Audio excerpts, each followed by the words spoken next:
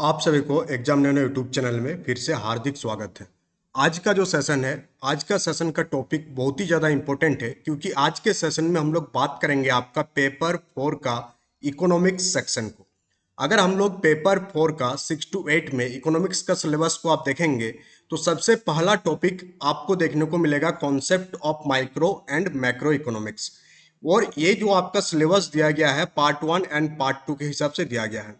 तो आज के क्लास में हम लोग क्या करने वाले हैं, सबसे पहले हम लोग बात करेंगे आपका माइक्रो एंड मैक्रो इकोनॉमिक्स के ऊपर कि माइक्रो इकोनॉमिक्स क्या होता है, मैक्रो इकोनॉमिक्स क्या होता है और फिर दोनों में क्या की डिफरेंसेस है, यानी कि micro economics and macro economics में क्या डिफरेंसेस है, ये पहला बात करेंगे हम लोग।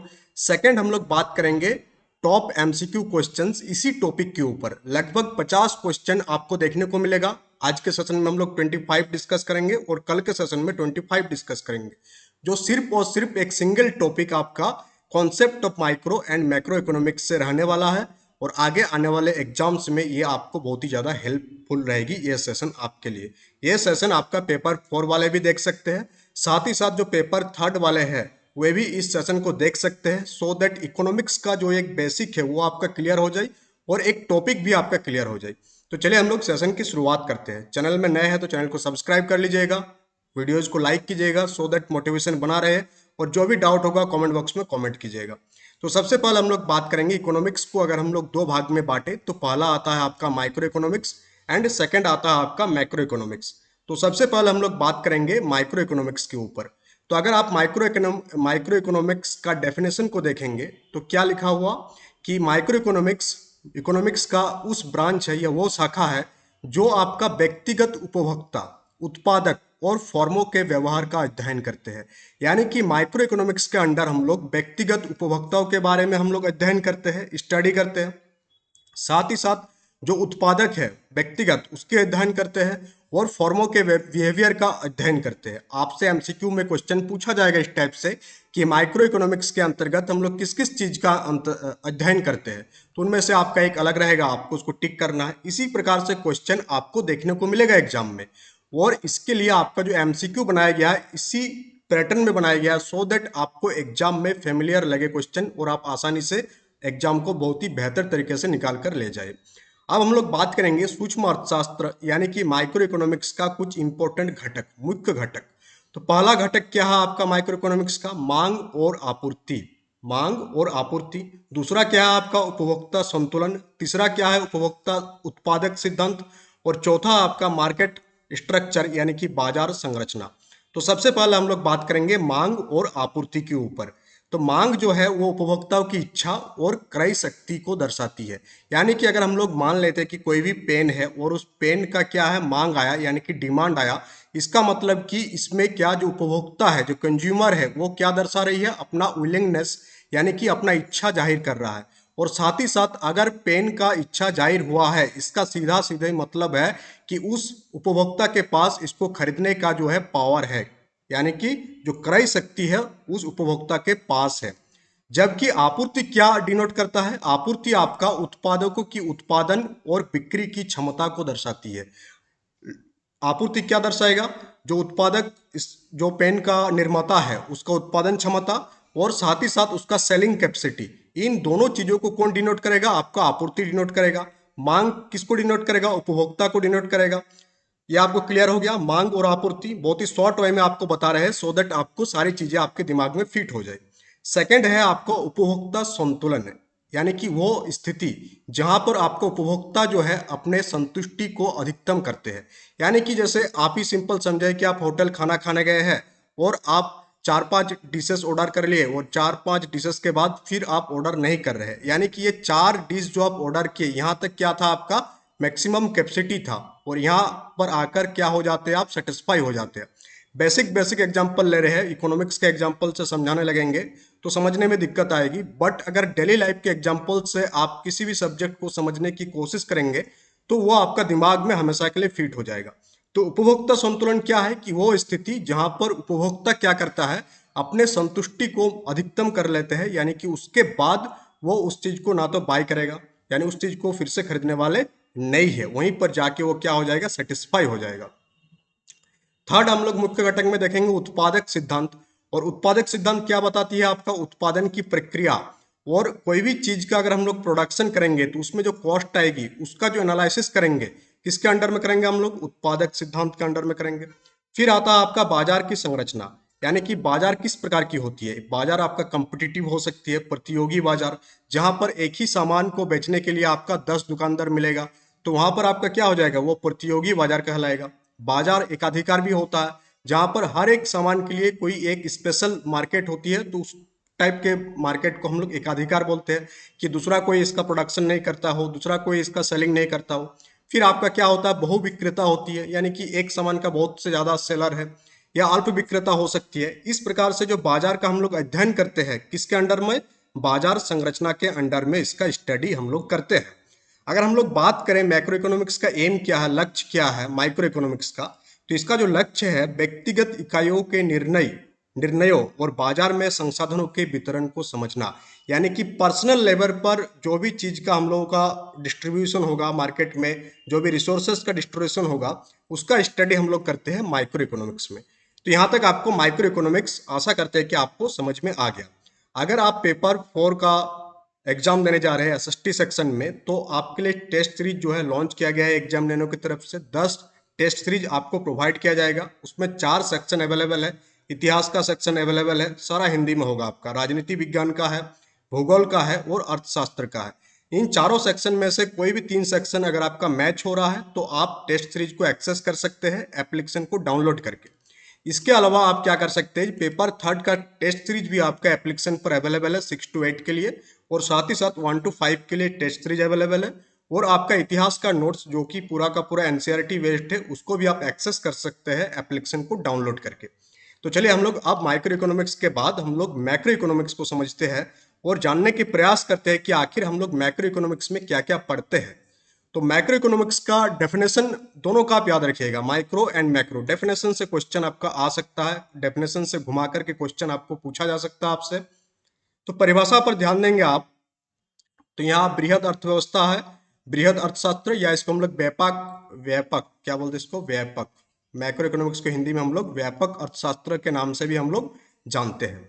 तो व्यापक अर्थशास्त्र या मैक्रो इकोनॉमिक्स अर्थव्यवस्था के किस चीज का स्टडी करता है, बहुत ही ध्यान से हम समझेंगे। समग्र प्रदर्शन, पूरा का पूरा अर्थव्यवस्था का हम लोग इसमें अध्ययन करते हैं, उसकी संरचना का और उसका बिहेवियर का अध्ययन करते हैं। अब मैक्रो इकोनॉमिक्स में क्या क्या पार्ट इंक्लूड है, तो सबसे पहली बात आप याद रखिएगा कि राष्ट्रीय नेशनल इनकम जो है आपका, राष्ट्रीय आय, ये आपका मैक्रो इकोनॉमिक्स का विषय है, ना कि आपका माइक्रो। तो इस टाइप से क्वेश्चन पूछा जाएगा कि राष्ट्रीय आय का अध्ययन हम लोग माइक्रो इकोनॉमिक्स में करते हैं या मैक्रो इकोनॉमिक्स में करते हैं। तो आपको याद रहना चाहिए कि जो राष्ट्रीय आय का स्टडी अध्ययन हम लोग करते हैं, वो हम लोग मैक्रो इकोनॉमिक्स में करते हैं। फिर हम लोग बात करेंगे राष्ट्रीय आय में क्या क्या इंक्लूड होता है, जैसे कि आपका जीडीपी यानी कि सकल घरेलू उत्पाद, इन सारे का फुल फॉर्म आपको याद रखना है। फिर जीएनपी, सकल राष्ट्रीय उत्पाद, और राष्ट्रीय आय की हम लोग जो कैलकुलेशन करते हैं वो हम लोग मैक्रो इकोनॉमिक्स के अंडर में करते हैं। फिर आपका आता है मुद्रास्फीति, जिसमें हम लोग सामान्य मूल्य स्तर की वृद्धि दर के अध्ययन करते हैं। फिर हम लोग जो बेरोजगारी, जो आपका बेरोजगारी है, इसका अध्ययन हम लोग मैक्रो इकोनॉमिक्स में करते हैं। इसमें हम लोग क्या क्या देखते हैं, श्रम बाजार को देखते हैं और बेरोजगारी के प्रकार को हम लोग देखते हैं। तो ये जो आपका बेरोजगारी के प्रकार है, ये आपका एक इंपॉर्टेंट टॉपिक है, इसको भी एक दिन क्लास लिया जाएगा बेरोजगारी के ऊपर। फिर आपका मौद्रिक और राजकोषीय नीति के बारे में हम लोग अध्ययन करते हैं, जिसमें हम लोग क्या क्या देखते हैं कि मुद्रा की आपूर्ति कहाँ से हो रही है, कैसी हो रही है, उसका कंट्रोल कैसी हो रही है। इंटरेस्ट रेट के बारे में हम लोग अध्ययन करते हैं, जो भी सरकारी खर्च हो रही है या टैक्स पॉलिसीज है, उसके बारे में हम लोग अध्ययन किस में करते हैं, मैक्रो इकोनॉमिक्स में, मौद्रिक और राजकोषीय नीति के अंडर में।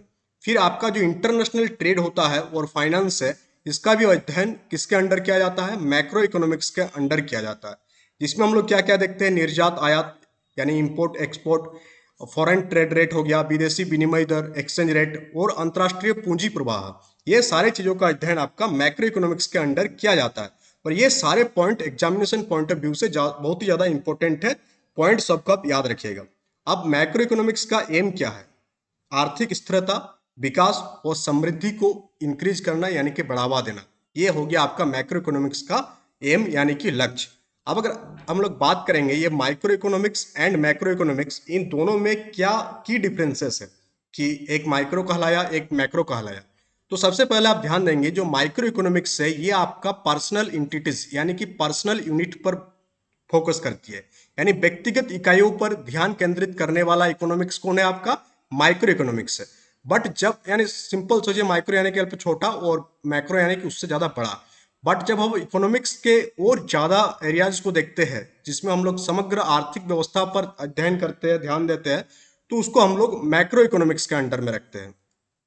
अगर हम लोग विश्लेषण की बात करें, एनालिसिस की बात करें, तो जो सूक्ष्म अर्थशास्त्र है इसमें आपका मूल्य निर्धारण और उत्पादन के छोटे स्तर पर हम लोग ध्यान केंद्रित कर देते हैं। बट जब हम लोग मैक्रो इकोनॉमिक्स की बात करते हैं, यानी कि बृहद अर्थव्यवस्था की बात करते हैं, अर्थशास्त्र की बात करते हैं, तो उसमें आपका आर्थिक वृद्धि, मुद्रास्फीति और बेरोजगारी के बड़े पैमानों पर हम लोग क्या करते हैं? बात करते हैं। अब सूक्ष्म अर्थशास्त्र जो है आपका संसाधनों के कुशल वितरण को समझने के प्रयास करता है। ये आपका मोस्ट इंपॉर्टेंट है कि जो आपका सूक्ष्म अर्थशास्त्र है यानी कि जो माइक्रो इकोनॉमिक्स है, ये किसी भी रिसोर्सेस का बहुत ही स्किल्ड वे में डिस्ट्रीब्यूशन को समझने का क्या करता है? प्रयास करता है। तो सूक्ष्म अर्थशास्त्र आपका संसाधनों के कुशल वितरण को समझने का प्रयास करता है, जबकि आपका जो मैक्रो इकोनॉमिक्स है यानी कि जो बृहद अर्थव्यवस्था है, इसमें आपका आर्थिक नीति निर्माण और समग्र आर्थिक स्थिरता पर क्या करता है? ध्यान केंद्रित करता है। अब यहां से आपकी ये सारी चीजें समझ में आ गया। अब हम लोग आगे बढ़ेंगे एमसीक्यू की और टॉप एमसीक्यू क्वेश्चंस देखेंगे इसी टॉपिक पर। आपका कौन सा टॉपिक? आज का जो टॉपिक हो रहा है आपका सूक्ष्म अर्थशास्त्र, micro economics and macro economics. पहला ही टॉपिक है आपका इकोनॉमिक्स का, concept of micro and macro economics. ये सारे के बारे में हम लोग बात कर लिए। टेस्ट सीरीज आप अटेम्प्ट कर सकते हैं, नोट्स आप एक्सेस कर सकते हैं एप्लीकेशन को डाउनलोड करके। तो चलिए अब हम लोग आगे बढ़ते हैं और एमसीक्यू क्वेश्चंस को देखते हैं। टोटल 50 क्वेश्चंस डिजाइन किया गया है इस टॉपिक पर, जिसमें आज हम लोग 25 क्वेश्चन को डिस्कस करेंगे और नेक्स्ट डे हम लोग क्या करेंगे? बाकी 25 क्वेश्चन को हम लोग डिस्कस करेंगे। तो सबसे पहला क्वेश्चन आपसे पूछा जा रहा है कि सूक्ष्म अर्थशास्त्र का मुख्य उद्देश्य क्या है? अभी भी हम लोग देखें कि आपका जो माइक्रो इकोनॉमिक्स है उसका एम क्या है, तो सूक्ष्म अर्थशास्त्र का जो मुख्य उद्देश्य है, एम क्या है? व्यक्तिगत उपभोक्ताओं और उत्पादों के निर्णय का अध्ययन करते हैं। ऑप्शन नंबर ए आपका सही उत्तर हो जाएगा। बाकी आपका जो हो गया राष्ट्रीय आय, रोजगार के स्तर, ये सारा आपका किस में आ जाएगा? ये आपका मैक्रो इकोनॉमिक्स में आ जाएगा। किस में आ जाएगा? मैक्रो इकोनॉमिक्स का पार्ट है। बट ऑप्शन नंबर ए जो है आपका व्यक्तिगत यानी कि पर्सनल लेवल पर हम लोग जब बात करते हैं, व्यक्तिगत उपभोक्ताओं और उत्पादों के निर्णय का अध्ययन की हम लोग करते हैं, तो वो आपका माइक्रो का पार्ट हो जाएगा। किसका पार्ट होगा? आपका माइक्रो का। मैक्रो में क्या क्या है? राष्ट्रीय आय और रोजगार के स्तर का विश्लेषण, अंतरराष्ट्रीय व्यापार के नियमों का अध्ययन और वित्तीय संस्थानों की संरचना का विश्लेषण, ये सारा आपका सूक्ष्म अर्थशास्त्र का पार्ट होगा। नेक्स्ट क्वेश्चन की ओर आगे बढ़ेंगे हम लोग और नेक्स्ट क्वेश्चन यहाँ आपसे पूछा जा रहा है, क्वेश्चन नंबर 2, कि आपका जो मैक्रो इकोनॉमिक्स है, व्यापक अर्थशास्त्र, किसका अध्ययन करता है? तो मैक्रो इकोनॉमिक्स आपका संपूर्ण अर्थव्यवस्था का अध्ययन करता है। बाकी आपका जो कोई विशेष बाजार का अध्ययन करेंगे, जब हम लोग कोई विशिष्ट कंपनी का अध्ययन करेंगे और व्यक्तिगत लेवल पर किसी चीज का अध्ययन करेंगे, तो ये सारा आपका किसका पार्ट होगा? ये सारा आपका माइक्रो का पार्ट होगा। ये सारा आपका यहाँ पर हम लिख भी दे रहे हैं, ये पीडीएफ आपको एप्लीकेशन में मिल जाएगा। ये संपूर्ण अर्थव्यवस्था किसका पार्ट होगा? आपका ये आपका मैक्रो का पार्ट होगा। तो कौन सा चीज किसका पार्ट है, ये आपका क्वेश्चन में पूछा जा सकता है, वो डिफरेंट एग्जाम में अभी तक पूछा जा भी चुका है। इसी टाइप से क्वेश्चन को डिजाइन किया है। क्वेश्चन नंबर 3 आप देखेंगे कि मार्जिनल यूटिलिटी का सिद्धांत किससे संबंधित है? तो जो मार्जिनल यूटिलिटी का सिद्धांत है ये आपका सूक्ष्म अर्थशास्त्र से संबंधित है। किससे? आपका माइक्रो इकोनॉमिक्स से रिलेटेड है मार्जिनल यूटिलिटी का सिद्धांत। नेक्स्ट आपका जीडीपी का पूर्ण रूप क्या है? तो इसका आंसर आप लोग कमेंट बॉक्स में कमेंट करके देंगे कि जीडीपी का फुल फॉर्म क्या है। 4 ऑप्शन आपको दिख रहा है, चारों में से कौन सा ऑप्शन सही होगा ये कमेंट बॉक्स में कमेंट करके आपको बताना है। क्वेश्चन नंबर 5 आपका कि मांग और पूर्ति का सिद्धांत कौन सा इकोनॉमिक्स से आपका संबंधित है? सूक्ष्म अर्थशास्त्र से है कि व्यापक अर्थशास्त्र से है कि विकास अर्थशास्त्र से है कि पर्यावरणीय अर्थशास्त्र से है? तो मांग और पूर्ति का सिद्धांत जो है आपका माइक्रो इकोनॉमिक्स यानी कि सूक्ष्म अर्थशास्त्र से आपका संबंधित है। क्वेश्चन नंबर 6 की ओर आगे बढ़ेंगे हम लोग। सेशन को लाइक करते रहिएगा, सेशन को शेयर कीजिएगा अपने दोस्तों के बीच और एप्लीकेशन को भी डाउनलोड कर लीजिएगा, सो दैट जो भी चीजें चल रही है, बहुत सारी चीजें जो है आपका यूट्यूब में हमेशा डाल नहीं पाते हैं, तो बहुत टीम जो है उसको कहाँ डाल देता है? एप्लीकेशन पर डाल देता है। तो एप्लीकेशन को आप लोग डाउनलोड कर लीजिएगा प्ले स्टोर से। क्वेश्चन यहाँ क्या पूछा जा रहा है कि निम्नलिखित में से कौन सा आपका व्यापक अर्थशास्त्र का सूचकांक है? तो कौन सा आपका इसमें से जो मुद्रास्फीति दर है ये आपका किसमें अध्ययन करते हैं हम लोग? Macro economics. किसमें? आपका ये आपका मैक्रो का पार्ट है। बाकी आपका व्यक्तिगत उपभोक्ता, किसी विशेष उत्पाद की आपूर्ति, एक कंपनी का मुनाफा, ये सारा जो है आपका माइक्रो का इंडिकेटर है। बाकी मुद्रास्फीति दर आपका मैक्रो का इंडिकेटर है। क्वेश्चन नंबर 7 कि कौन सा कारक सूक्ष्म अर्थशास्त्र में अध्ययन किया जाता है? तो माइक्रो इकोनॉमिक्स के अंडर हम लोग किसके अध्ययन करते हैं? व्यक्तिगत उपभोक्ता बिहेवियर का अध्ययन हम लोग किसके अंडर करते हैं? माइक्रो के अंडर करते हैं। तो अभी तक आपको ये सारे क्वेश्चन का आंसर नहीं मालूम था, बट इस सेशन को देखने के बाद आपको हम आशा करते हैं कि बहुत सारे नॉलेज जो है आपका इंक्रीज हुआ होगा जीएस सेक्शन में। क्वेश्चन नंबर 8 है आपका कि व्यापक अर्थशास्त्र के प्रमुख मुद्दों में से एक क्या है? तो व्यापक अर्थशास्त्र का प्रमुख मुद्दा में से क्या है? एक बेरोजगारी। बेरोजगारी जो है आपका मैक्रो इकोनॉमिक्स का पार्ट है। किसका पार्ट है? मैक्रो इकोनॉमिक्स का पार्ट है आपका बेरोजगारी। नेक्स्ट है आपका लॉ एंड डिमांड का क्या अर्थ है? तो लॉ एंड डिमांड का अर्थ है कि मूल्य बढ़ने पर मांग क्या होती है? घट जाती है। अगर किसी चीज का, कोई भी चीज है, अगर उसका प्राइस इंक्रीज हो जाएगा तो उसका डिमांड जो है, प्राइस अगर इंक्रीज होगा तो यहाँ पर उसका जो डिमांड है वो क्या हो जाएगा? घट जाएगा। यही है आपका लॉ ऑफ डिमांड। क्या है? Law of demand. उसी प्रकार से अगर किसी चीज का प्राइस कम हो जाएगा, प्राइस क्या हो जाएगा? कम हो जाएगा, तो डिमांड क्या हो जाएगा? बढ़ जाएगा। तो ये दो पॉइंट आप याद रखिएगा प्राइस, लॉ ऑफ डिमांड के बारे में। नेक्स्ट क्वेश्चन, क्वेश्चन नंबर 10 कि मुद्रास्फीति किससे संबंधित है? तो मुद्रास्फीति जो है आपका मूल्य स्तर में वृद्धि से संबंधित है। ये क्वेश्चन बहुत बार, बहुत सारे एग्जाम में अभी तक पूछा जा चुका है कि मुद्रास्फीति जो है वो किससे आपसा संबंधित है। सारा टर्म्स के बारे में भी हम लोग बात करेंगे। क्वेश्चन नंबर 11 है कि व्यक्तिगत उपभोक्ता के बिहेवियर का अध्ययन कौन करता है? तो पर्सनल लेवल पर जब हम लोग अध्ययन करते हैं तो वो उसको हम लोग किसके अंडर में रखते हैं? सूक्ष्म अर्थशास्त्र के अंडर में रखते हैं। उसे हम लोग माइक्रो के अंडर में रखते हैं। क्वेश्चन नंबर 12 कि राष्ट्रीय आय का अध्ययन किस क्षेत्र में होता है? तो राष्ट्रीय आय का अध्ययन जो है आपका मैक्रो लेवल पर होता है, यानी कि व्यापक अर्थशास्त्र में आपका किसका अध्ययन होता है?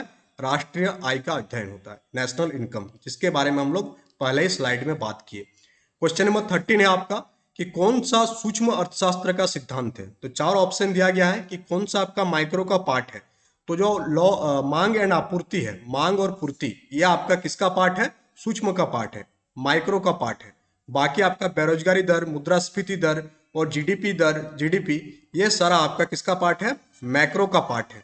तो क्वेश्चन नंबर 13 आपको समझ में आ गया। क्वेश्चन नंबर 14 आपका कि पूंजी की सीमांत उत्पादकता किससे संबंधित है? ये सारे क्वेश्चन आपके लिए नए लग रहा होगा कि क्वेश्चन का लेवल ऐसा है, क्वेश्चन को इसी टाइप से डिजाइन किया जा रहा है कि एग्जाम में, ताकि मैक्सिमम क्वेश्चन यहीं से आपको देखने को मिले। क्वेश्चन नंबर 14 आपसे पूछा जा रहा है कि पूंजी की सीमांत उत्पादकता किससे संबंधित है? तो यह आपका सूक्ष्म अर्थशास्त्र से संबंधित है, माइक्रो से रिलेटेड है। क्वेश्चन नंबर 15 कि बेरोजगारी दर का अध्ययन कौन करता है? तो अभी अभी हम लोग देखें कि जो बेरोजगारी दर है ये हम लोग मैक्रो के अंडर में अध्ययन करते हैं, यानी कि व्यापक अर्थशास्त्र के अंतर्गत हम लोग बेरोजगारी दर का अध्ययन करते हैं। क्वेश्चन नंबर 16 कि मुद्रास्फीति की दर को मापने के लिए कौन सा इंडिकेटर का प्रयोग किया जाता है? तो मुद्रास्फीति के दर को नापने के लिए हम लोग जो है सीपीआई, यानी कि उपभोक्ता मूल्य सूचकांक का अध्ययन करते हैं। कंज्यूमर प्राइस इंडिकेटर का अध्ययन करते हैं हम लोग किस चीज को नापने के लिए? मुद्रास्फीति की रेट को मापने के लिए। क्वेश्चन नंबर 17 कि लघु अवधि में उत्पादन की सीमांत लागत का अध्ययन किसमें किया जाता है? यानी शॉर्ट पीरियड में उत्पादन की सीमांत लागत का अध्ययन हम लोग किस सूक्ष्म या व्यापक के अंडर हम लोग करते हैं? तो इसका अध्ययन हम लोग सूक्ष्म के अंडर में करते हैं, माइक्रो के अंडर में इसका अध्ययन किया जाता है। क्वेश्चन नंबर 18 आपसे पूछा जा रहा है कि कौन सा व्यापक अर्थशास्त्र का मुद्दा नहीं है इनमें से?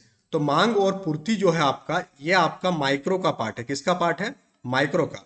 ये आपका मैक्रो का पार्ट नहीं है। तो इस प्रकार से घुमा के भी क्वेश्चन पूछा जाएगा कि कौन सा आपका माइक्रो का पार्ट नहीं है, कौन सा आपका माइक्रो का पार्ट है, या आपको मिलान करने दे दिया जाएगा कि आप मिलान करके बताएं कि सूक्ष्म का कौन कौन सा पार्ट है और मैक्रो का कौन कौन सा पार्ट है। क्वेश्चन नंबर 19 कि पूंजीगत बजटिंग किस क्षेत्र का हिस्सा है? तो पूंजीगत बजटिंग जो है आपका वित्तीय प्रबंधन का हिस्सा है। किसका हिस्सा है? फाइनेंस का हिस्सा। ये फाइनेंस मैनेजमेंट का वित्तीय प्रबंधन। क्वेश्चन नंबर 20 कि पूंजी की सीमांत उत्पादकता का सिद्धांत किसने दिया? तो पूंजी की सीमांत उत्पादकता का सिद्धांत जो है आपका डेविड रिकार्डो के द्वारा दिया गया। ऑप्शन नंबर बी इसका सही उत्तर हो जाएगा कि पूंजी की सीमांत उत्पादकता का सिद्धांत डेविड रिकार्डो के द्वारा दिया गया। क्वेश्चन नंबर 21 कि सरकारी खर्चों का अध्ययन किस क्षेत्र में होता है। तो सरकारी खर्चों का जो अध्ययन है वो आपका सार्वजनिक वित्त, किसमें होता है, सार्वजनिक वित्त में आपका सरकारी खर्चों का अध्ययन किया जाता है। क्वेश्चन नंबर 22 कि किसी विशेष वस्त्र की मांग में वृद्धि का मुख्य कारण क्या हो सकता है। तो किसी विशेष वस्त्र की मांग में जब वृद्धि होती है तो इसका मुख्य कारण पूछा गया आपसे, तो इसका मुख्य कारण क्या होगा कि उपभोक्ता की आय में वृद्धि। जैसे अगर आपका इनकम में इंक्रीज होगा तो आप किसी भी चीज को खरीदने के पावर रखेंगे और उस चीज को आप खरीदेंगे। वही चीज पूछा जा रहा कि अगर कोई स्पेशल ड्रेस है और उसका डिमांड में क्या हुआ, इंक्रीज हुआ, तो इसके पीछे का मेन रीजन क्या हो सकता है कि जो खरीदने वाले हैं, कंज्यूमर है, उसका इनकम में जरूर क्या हुआ होगा, इंक्रीज हुआ होगा, जिसके कारण इस स्पेशल ड्रेस का डिमांड क्या हो गया है, इंक्रीज हो गया, बढ़ गया है। क्वेश्चन नंबर 23 कि राष्ट्रीय बचत का अध्ययन कौन करता है।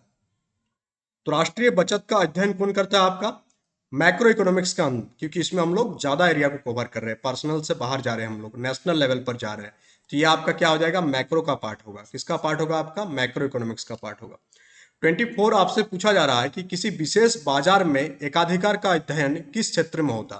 तो किसी विशेष बाजार में आपका एकाधिकार का अध्ययन किस क्षेत्र में होता है। कोई एक स्पेशल बाजार है, उसमें हम लोग मोनोपोली का स्टडी करेंगे, तो वो किस क्षेत्र में हम लोग करेंगे। तो वो आपको समझ में आ गया कि हम लोग थोड़ा क्या कर रहे हैं, कम चीज़ों को इसमें कवर कर रहे हैं। कोई एक स्पेशल मार्केट का मोनोपोली को हम लोग स्टडी करेंगे, तो यहाँ पर आ जाएगा किसमें, आपका सूक्ष्म अर्थशास्त्र के अंडर ये आ जाएगा। क्वेश्चन नंबर 25 आपसे पूछा जा रहा है कि सीमांत उपयोगिता किससे संबंधित है। तो सीमांत उपयोगिता आपका वस्त्र की अतिरिक्त उपयोगिता पर आपका रिलेटेड है। क्वेश्चन नंबर 26 आपका होमवर्क में है। इस क्वेश्चन का आंसर आप लोग कमेंट बॉक्स में कमेंट करके देंगे और फिर कल यहीं से हम लोग स्टार्ट करेंगे सेशन को। सेशन में क्या पूछा जा रहा है क्वेश्चन, राष्ट्रीय आय के मापन के कौन से तरीके नहीं है, यानी कि नेशनल इनकम की जब हम लोग मेजरमेंट करते हैं तो इनमें से कौन सा मेथड का हम लोग इस्तेमाल नहीं करते हैं। इसका आंसर आपको कमेंट बॉक्स में कमेंट करके देना है। तो यहाँ तक आपको सेशन कैसा लगा कमेंट बॉक्स में कमेंट करके बताएंगे। साथ ही आप लोग एप्लीकेशन को डाउनलोड कर लेंगे। वहाँ पर आप पेपर 4 का आप क्या कर सकते हैं, टेस्ट सीरीज को एक्सेस कर सकते हैं और जो भी पीडीएफ वगैरह होती है उसको आप एप्लीकेशन से ही एक्सेस कर सकते हैं, और कोई दूसरा मेथड नहीं है सर। आप पीडीएफ आपको एप्लीकेशन में प्रोवाइड कर दिया जाएगा।